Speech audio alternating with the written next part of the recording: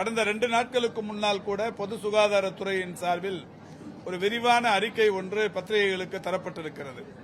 கேரளாவை பொறுத்தவரை மூளையை தின்னும் அமீபா என்கின்ற ஒரு கொடிய நோய் பாதிப்பால் இறப்புகள் அதிகரித்து வருகிற நிலையில் அதற்கான காரணம் என்று கண்டறியப்பட்டிருப்பது கேரளாவில் இருக்கிற குளம், குட்டை போன்ற நீண்ட நாட்கள் தேங்கி இருக்கிற மாசுபடிந்த நீரில் குளிப்பது என்பது.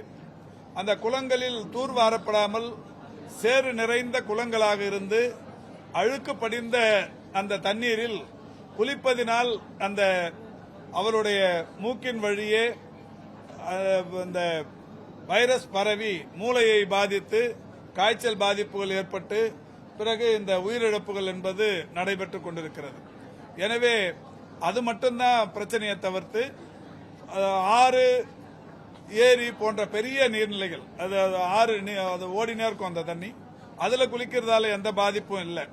தேங்கிய குளம், குட்டை போன்ற மாசு படிந்த அழுக்கு நிறைந்த சேறு நிறைந்திருக்கிற குளங்களில் குளிக்க கூடாதுங்கிறது தான்.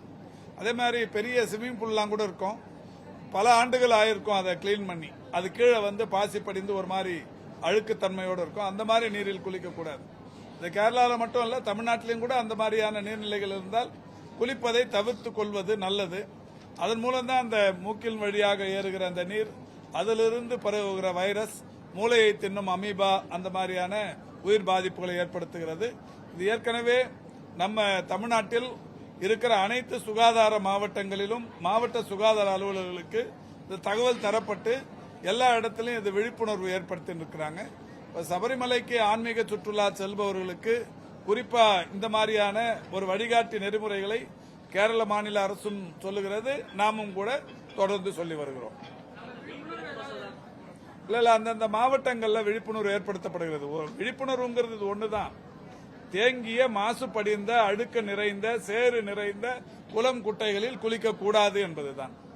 பிளே ஸ்டோர் மற்றும் ஆப் ஸ்டோரில் இருந்து பாலிமர் செயலியை QR கோடு மூலம் பதிவிறக்கம் செய்யுங்கள். செய்திகளை உடனுக்குடன் பெறுங்கள்.